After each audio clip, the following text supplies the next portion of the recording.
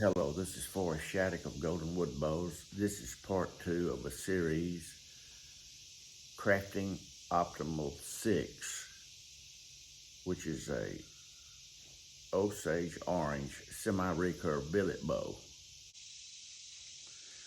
I had mentioned in part 1 that I was going to have to, see, this needs to be deflex right in this area.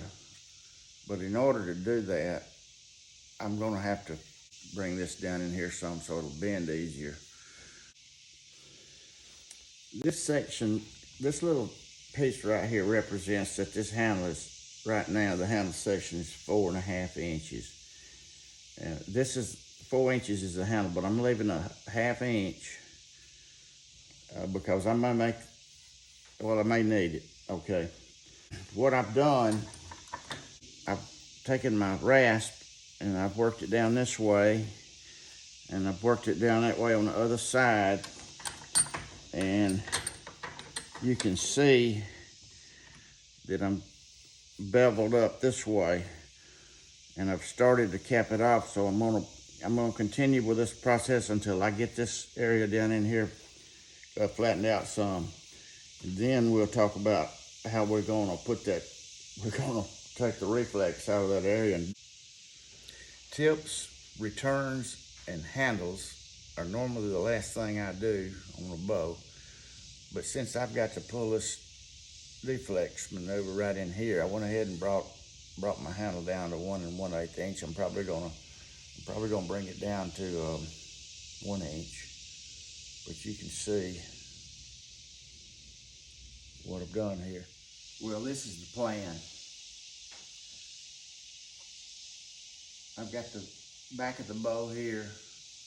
I've got this piece of rounded wood under the back of the bow. I got foil on here that works better. I'm gonna get it real hot, and I'm gonna take this clamp, put it on there and pull it down. That's a lot better than it was. At least it matches the other one. I'm do a little bit with the way I splice it together to help it a little bit more. Well, we're getting there.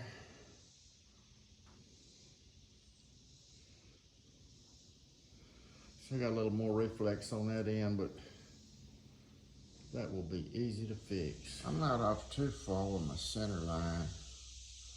It's gonna need a little bit of correction. It's got probably what I'll do, I come out right here and bend that back that way a little bit. It's just a little bit. I'm not quite deflexed enough on this one. It's close. So you can see what kind of contraption I got hanging there. Now over there on the right, at that right tip, I've got something down there to catch it if it goes down too far. I had a friend that was doing this, and he had a lot of weight out there on it, and it just went all the way to the floor, broke the whole thing. So yeah, you gotta kind of be careful, you never know. My end point over there is almost touching.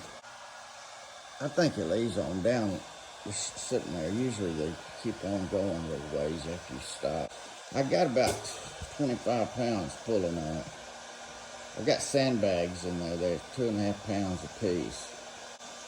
It's looking pretty good for the hold. I'm gonna have to do it again. That didn't move it at all. I moved my weight further out on the limb. This is tricky business right here. You gotta be real careful you don't break your limb off. It could happen. Got a little twist in my limb right here, and it's making that tip be off a little bit. So I have to take some of those weights out of that bucket down there and put it over in the one hanging on the adjustable wrench. I'm gonna see if I can take that twist out, but I'm gonna keep weight on it so I don't lose the deflex I just put in. Well, I got most of it out. I think it might be enough. It was canted over pretty far. The good thing about these, when you get these twists out, they usually hold. They don't bounce back like some of them do, some of your corrections. In the next video, we're going to start out doing the splice. That'll be part 3.